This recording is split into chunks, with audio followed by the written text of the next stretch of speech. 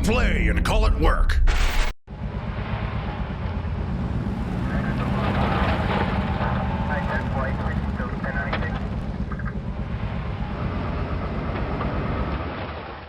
Hello all the YouTubers out there and welcome to this week's Sit and Talk. You got Luka from MiniWarGaming with special guest Trevor. Hola, ¿cómo estás? So Trevor has been on the channel a number of times, I think pretty much exclusively for Age of Sigmar. Yeah, I did one Warhammer.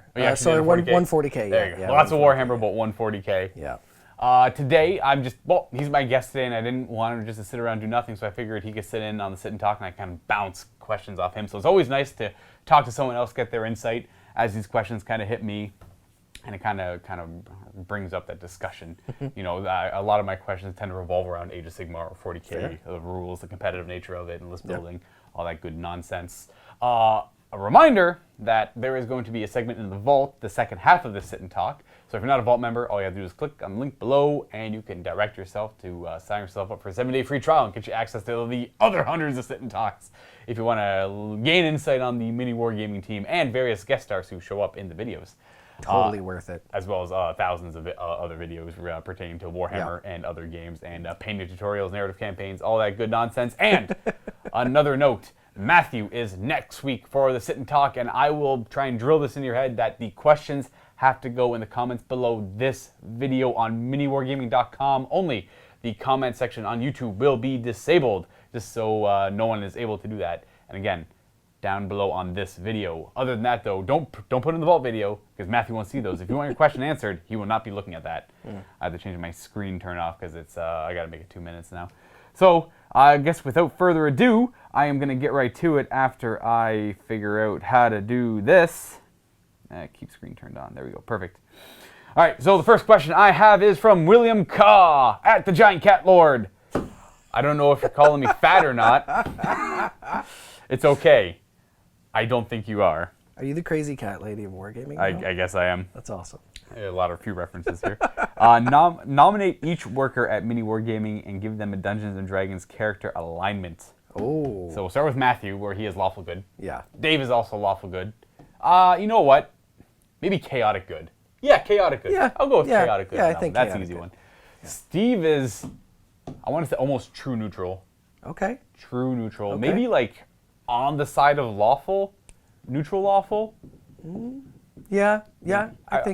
think I'd agree with that. Most people are like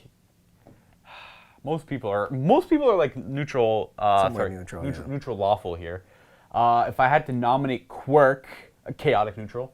Chaotic neutral. Yeah. I wouldn't say he's evil.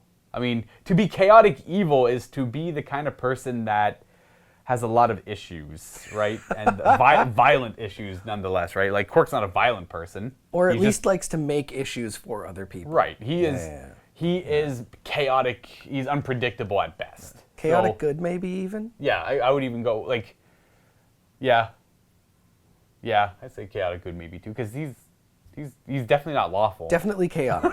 Definitely chaotic. Definitely chaotic. Not evil. Maybe neutral. He means well. Yeah. So maybe good. Maybe good. Chris, I would say neutral good. Neutral good? Neutral. He means well. It's going to come down to the whole, everyone means well. It's all about their intention. Right. That's a big part of that rating system. Neutral. Chris, okay. We'll go neutral on Chris. I'm thinking neutral on Steve. Josh. He's not unpredictable. He's not chaotic. He's got a bit of an evilness to him, doesn't he? He's got some sort he's got a vibe to him. You don't really trust him, but he is trustworthy. But he is the kind of gamer when you play against him, he does want to. If he can't win, he'll just make sure you can't play the game you want to play. Right. Right. So that to me is a bit of an evil thing there, you know. Yeah, pertaining to I would definitely give him the evil category when it comes to wargaming because he is spiteful. Yes.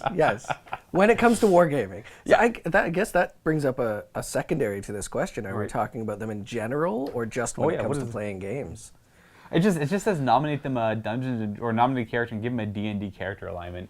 All right. So let's say in general Right. Well, yeah, we'll stick with general, but I do agree. I am also a spiteful player for war games. If I'm losing the game, I'll try my best to make it harder for you. Yeah. Even though I could just concede, even though I know I'm losing. If I'm in the game for 4 hours, then I'm like, yeah, okay, I'll concede. I am very happy to concede. Please let me concede.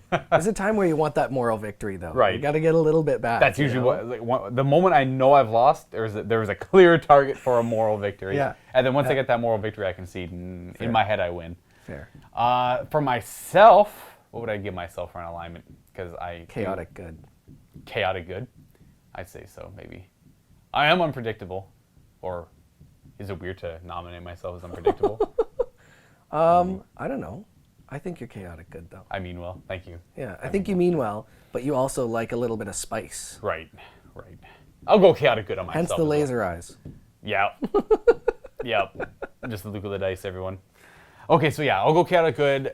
Quirk will be chaotic neutral, maybe good.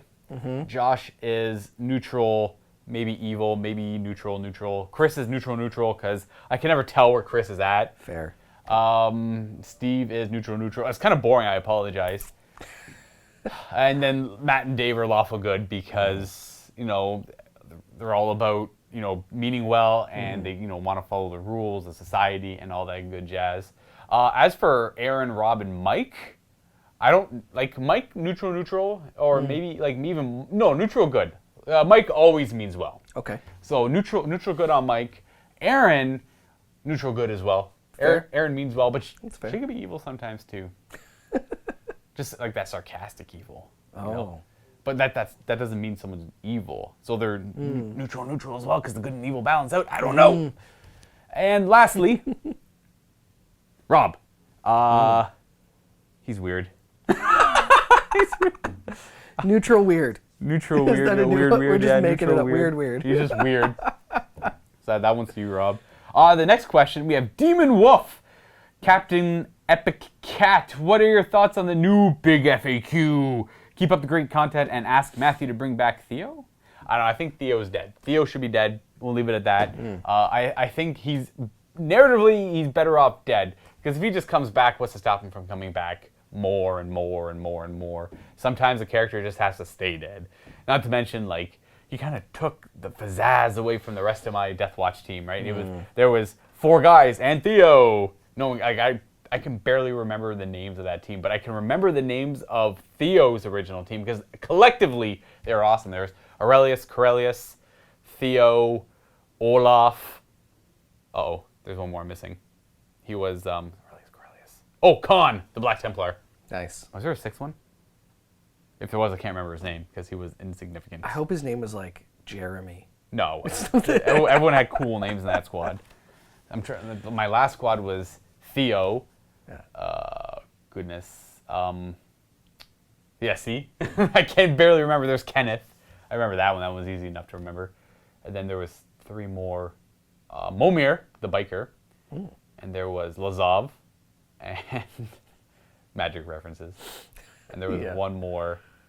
I can't remember. Anyways, I don't think Theo's coming back. What are my thoughts on the new big FAQ? Are you familiar with the new big FAQ for 40K? I haven't seen. No. No, that's again, Trevor mostly kind of hangs around Age of Sigmar. Yep. So the new big FAQ, very controversial because again, I like it. I like almost everything about it myself. I know my one friend at home is saying how disappointed he is because he wanted to see certain things. This will probably be a longer question. I'll go into details about my deep thoughts about it. Cool. So what they did is they nerfed the fly keyword to the ground.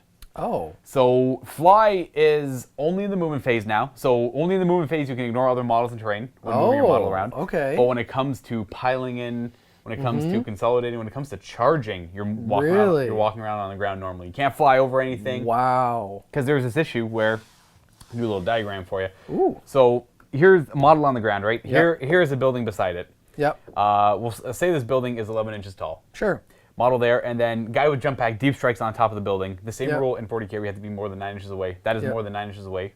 Vertically. At the vertical. Yep. Yeah. So, but when he charges, it's 2 inches. Right. That's Yeah. No, I can see why they did it. Man, that's gonna change a lot of things, though. That's a huge change. That was the initial target, right? That was That was the big reason they got rid of that. And now you're going to be seeing a lot of shooting armies, a lot of screening, because now you'll have, like, say you have your armored company of tanks, and then you'll have your screen of guardsmen. Nothing can fly over them to charge them. You have to kill them first now. You have to. Like, and not only that, it didn't hit everything with just fly. It hit everything that had rules similar to fly. So there was the Harlequins at 40k. They had a rule called flip belts, and they, whenever they move, at any point when they moved, they ignored all models, terrain, vertical distance, and all that. They kind of, they were super free, willy-nilly, flipping over everything, jumping all over the place. They got nerfed into the ground. Oh, wow. So they can only do that in the movement phase now. As well as the cannot degraze for my Necrons. They have the rule where they had Wraith form, so they phased through everything. Fair. Now they only phase through everything in the movement phase. Stuff like that. So that's probably one of the bigger controversial changes, because that hit tournament scene only, and it really, really nerfed a lot of, like, casual players' games. Like, they just really like the one Demon Prince with wings who's very mobile, very strong, gets around. And these players aren't abusing the rules like these Smash Captains were in the tournament scene. Smash Captains. That's what they called them. There was like Slam Gwinius, because it was always because it was a relic the Blood Angels could take. It was a jump pack upgrade where they couldn't be overwatched. So 40k, the big thing is when you charge, you can overwatch and hit on 6s.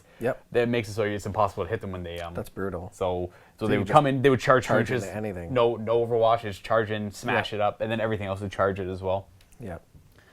So that was the big change, the big fly one. I'm a big fan of it because fly I always found was a little powerful. Granted, people are gonna have to get used to it. Would I see it go back? I'd be okay with it going back as well. Like fly, now everyone remember this is a beta rule. Everyone's gonna be playing with it, of course, because everyone likes to play with the beta rules. They like to see the game change. They don't want the game to stagnate, so they're always gonna kind of enforce the beta rules. We here at MiniWarGaming are, of course, going to play all the beta rules. So this rule will be in effect for all of our 40k games, or at least they should be. So if anyone is not using the beta rules, shame on them. Shame. But the other big changes were 40k has this rule where when you put something in reserve, be it a Terminator deep striking or a unit infiltrating, stuff like that. They can come in on turn 1 only wholly within their deployment zone, or anywhere else on turn 2. They made it now so it's only turn 2. Oh. They got rid of your own deployment zone on turn 1. Really? Yes. And this. Why did they do that? Doesn't make sense to me. This targets units that abuse it for shooting. So there's a unit called Obliterators in Chaos. They're very powerful. They're in Terminator armor. Well, they're not in Terminator armor, but they have a 2-up armor save, and they're a demon, so they have a 5 invulnerable save. Right. So what they would do is they would always hide in reserve because they're a heavy hitting unit. They're strength 6. So when you shoot their guns, they're strength 6, and you add D3 to the damage, strength, and then it's AP minus D3. So it's 1 to 3. Okay, yeah. And then the damage is D3. Yeah, that's brutal. That's brutal. And they have 4 shots each. So you hide them, you bring them in but within range still of shooting. Exactly. So they can't be taken off the board before they get a chance to shoot first. So it's a very heavy hitting unit that your opponents always want to kill right away. So even if you don't get the first turn, they're and they're assault weapons, so they're not -1 to hit the turn they come in. Nice. So and the best part is you can deep strike them into cover. Oh wow. So they have cover for the rest of the game. So they have a 1-up armor save. Wow. With the cover, essentially ignoring the first level. Are their points reflective of all this stuff though? Like they're not overcosted. They're pretty average. They're a must bring. Right. Almost every Chaos army brings them if they're kind of going that direction. Of course, there's Chaos plays right now. The strong Chaos play is like cultist spam. They're all -1 hit and they're all immune to battle shock. Right. Which is awful. It's like 400. Great for screens. Yeah. Well, it's like 400 cultists on the table that never run away. That's amazing. It's awful. That's usually what Chaos plays now. But Obliterators were always good because if you give them the Mark of Slanesh, there was a 2 command point stratagem that allows them to shoot twice every turn. Oh my gosh. Yeah. Yeah, all right, that's brutal. It's really good. But they're only in squads of 3, but that was the thing. They would come down, and there was also a lot of other things that would do that, like the Tantalus for the Drukari, the Dark Eldar. Okay. There was a big ship that would come down and just have a ton of guys inside of him and just blow something away. Yeah. The Necron Pylon, which was a big Forge World model. I've seen it. It just takes Titanic units off the table in one go, usually. It has a rule where it teleports to the battlefield. Line of sight's the only way to counter that. Yeah. It's the only way to counter that thing. It's annoying. So it just, again, if you don't get first turn with Necrons, it doesn't matter. Your big heavy hitting Pylons in reserve, you can't get shot. Then on your turn, it comes by. So that's why they fixed it. That's fair. That's fair. They're really trying, it seems to me, as a new 40k player, it seems to me that with 8th edition and going forward, they're really trying to get away from the game being really decided turn 1. Right. Oh, yes. Yeah. And that is 100% correct because they added a stratagem that the second player can use. It costs 2 CP. It's called preliminary positioning. Okay. It's something like that. You can only use it at the start of the game. If you go second, your entire army gets cover. Oh, for 2 okay. CP. That's Other nice. than Titanic units, which are the big guys. Right, that's fair. That's fair. But your entire, that's really good for certain armies, like the Death Guard, where they're all toughness 5. Now the entire army has a 2-up armor save. Nice. Yeah. Yep. You don't have to bring the Mephitic Blight Haulers that give you cover anymore. I've been looking into another game system recently, Team Yankee by Battlefront, and that was one of the things that I thought they did really cool. In the first turn, everybody has cover. Right. Just automatic. And if you're going first, you are counted as having moved in a lot of the scenarios. Okay. So in that game, if you've moved, you fire at a penalty, basically, right? An accuracy penalty. So I thought that was really a good way to sort of soften that first turn advantage, right? Exactly. It seems like 40K is trying to go the same way, which is 40K good. is exactly trying to swing in that direction. So if you go first, it's hitting whoever goes first. And people get to realize this is good because there are a lot of people out there that there's a lot of people out there that play this game. They're getting new into the game. This is great for new players, and this is going to be bringing more people into the game. So in the grand scheme of things, if you hate this change, understand that it's good for the game as a whole, because if you're a new player in this game and you're playing against someone who's more experienced at your local gaming store, or you only have the option of playing people that are more experienced, and they're shooting you off the table every game, turn one, and they're remorseless, right? They don't care. They're there to win. Remorseless. Well, they don't want to teach a new player how to play, right? I don't know. That's fair. In their head, the best way to teach someone is to just annihilate them every game they play. So this is definitely going to be more advantageous for the new players coming into the game, which is in turn healthy for the game overall, and it's a good change from Games Workshop. Even if you hate it, you have to take it for what it is. It's an overall healthier change for the game. Seems like it'll make the game more interesting. Right. In general, exactly. right?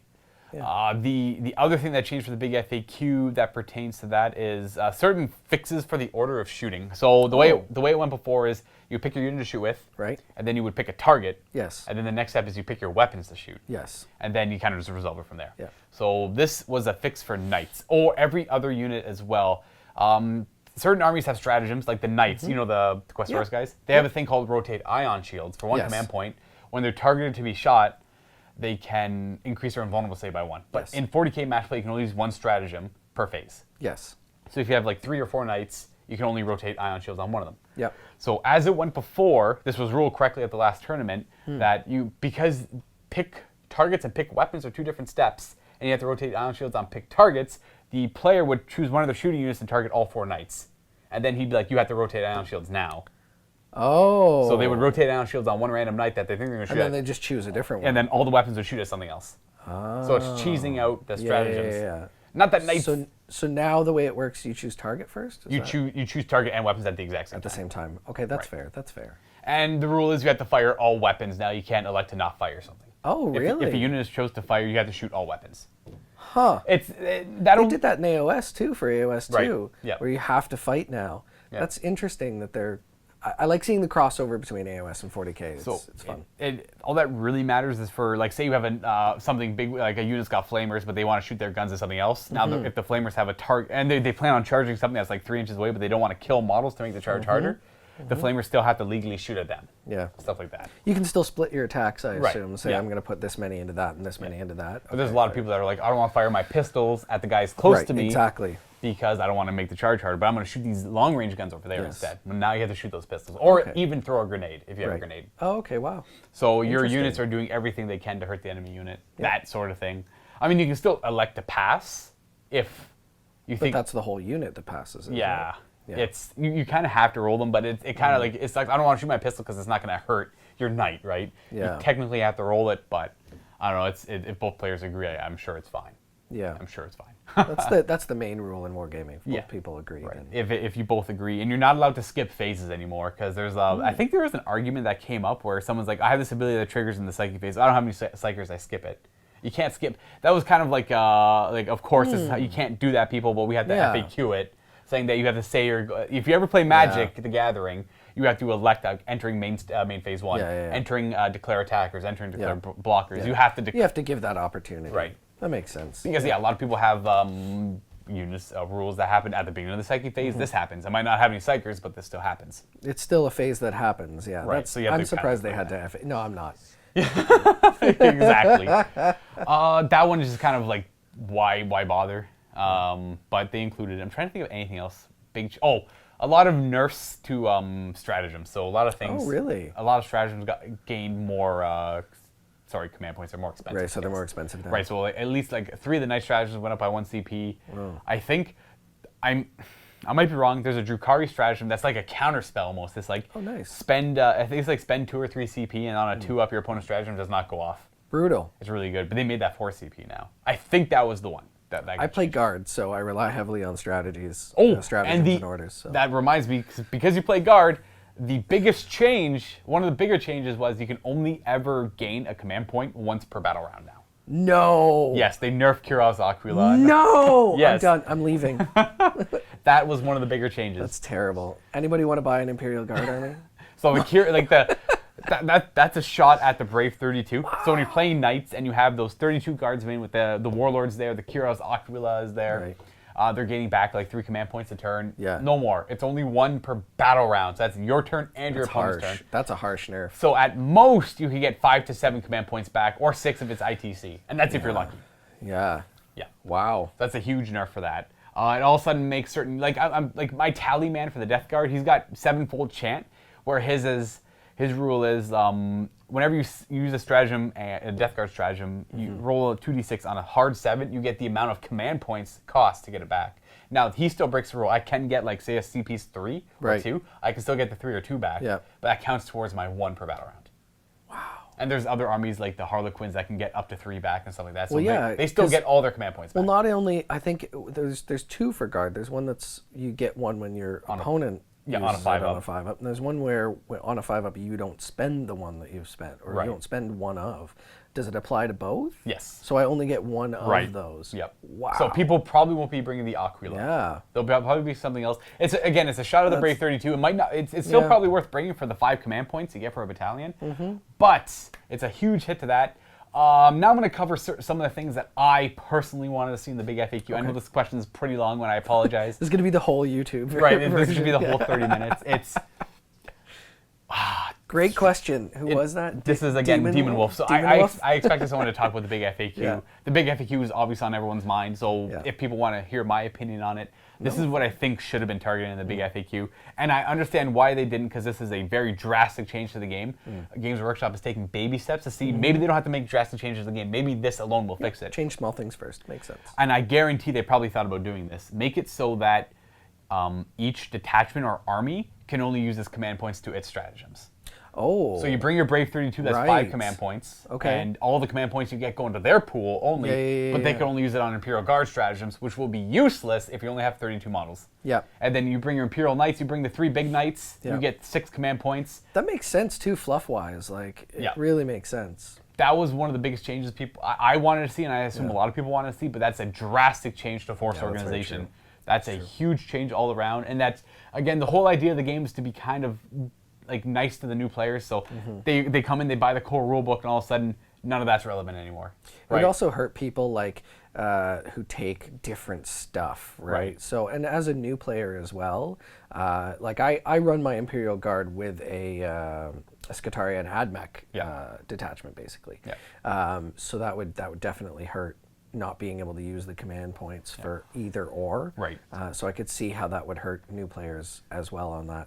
That would also be a gigantic nerf to Yanari. Yanari would be next to useless, because you'd have 1 Yanari detachment, and you could bring a small detachment of Eldar and Drukari, but then Yanari have no stratagems. Oh, okay. That's the issue, right?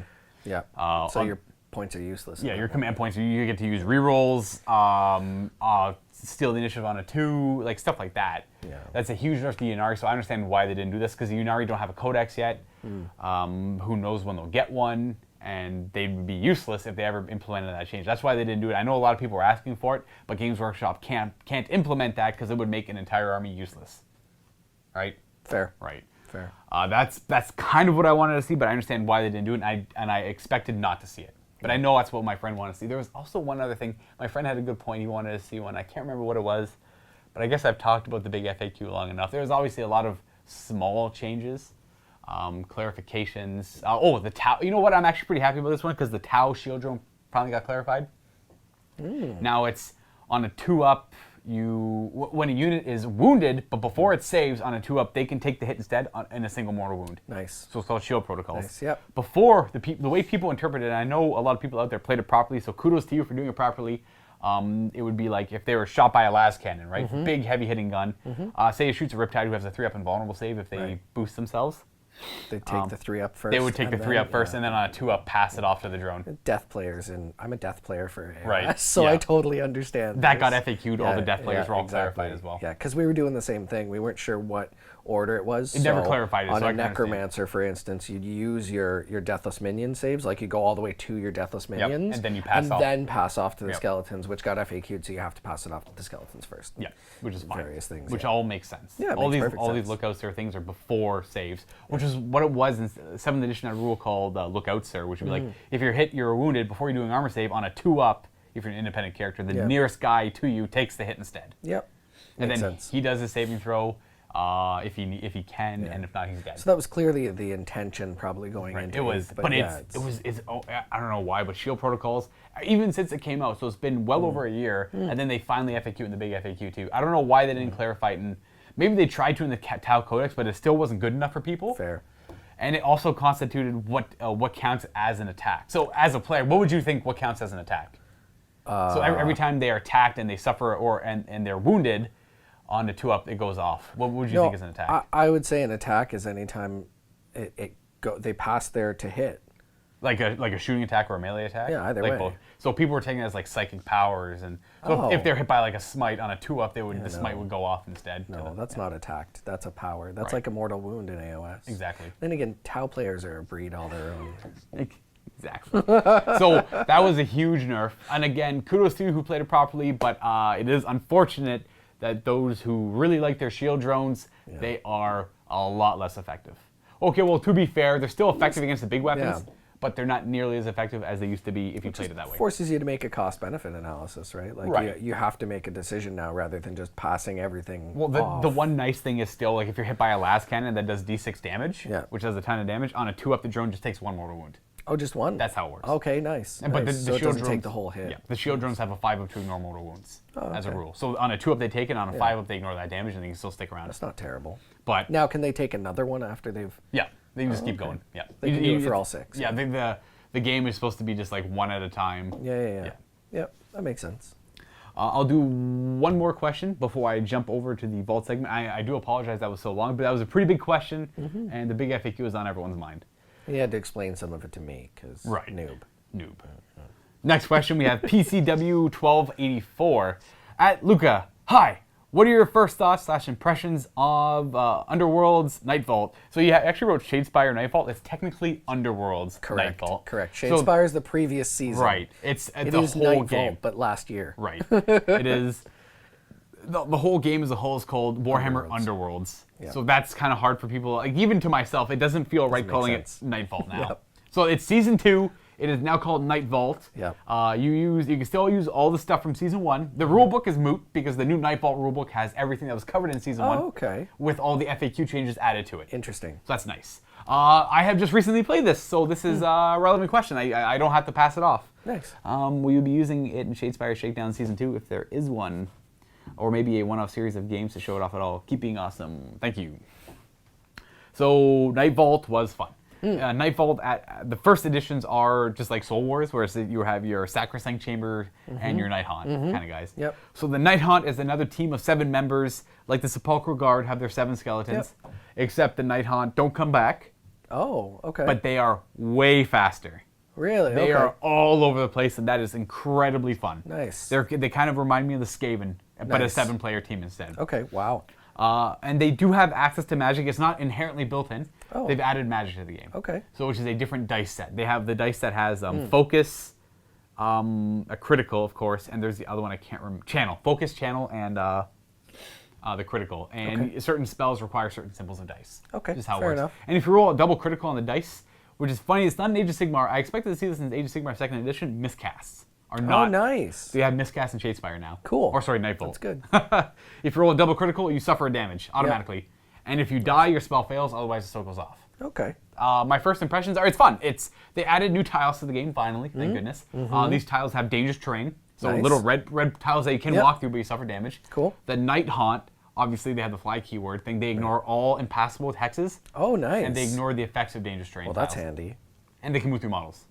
That's really They handy. just can't land on those tiles. Do they have like, so is that their ethereal? Do they have like, No, they the way they represent ethereal is they all have dodge, but they have 2 dice space. okay. So everyone has 2 dice dodge, which Yeah. is huge. Yeah. It makes it so you can actually survive critical and then hit, or double critical even. Such cool usually, models too. yeah, they look amazing.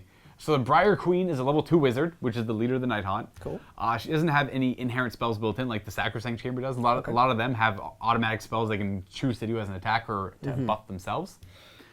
She can only cast spells that are on the cards. You know how they're called ploys and okay. upgrades before? Yeah. They're still upgrades, but now all the ploys are called Gambit cards. Oh, Because okay. it includes spells. Oh, okay. So they've thrown them into there. Yeah. So it's called Gambit Makes cards sense. now. So in the rule is half of your deck can be Gambit cards, up to half can be Gambit cards, the other half have to be upgrades. Okay. You can have no more quite a Gambit few. cards than you can have upgrades. So it's still the 10 and Yeah. 10, right? Yep. But now the Gambit cards include your spells, which vary on difficulty and what they do. The one that comes in the stock deck for the Night Haunt team is you can put a dangerous terrain hex in front of you, Oh, and you can pull someone towards you, stuff like that, so they suffer the damage, stuff like that, right? that's handy. Because there's I all like the that. cards where it's like push an enemy, Yeah. 2 hexes, stuff Yeah, like that. And yeah, you yeah. come to me, and then I'll fight you, and Yep. do an extra damage. It's kind of like reverse trip, where Yep. trip was like if you push someone, they take an Mm-hmm. additional damage that is separate from the damage of the attack. Makes sense. As for the Sacrosanct Chamber guys, I haven't played them. Okay. I don't know anything about them. I know that they have spells built in. They're a 3-man team.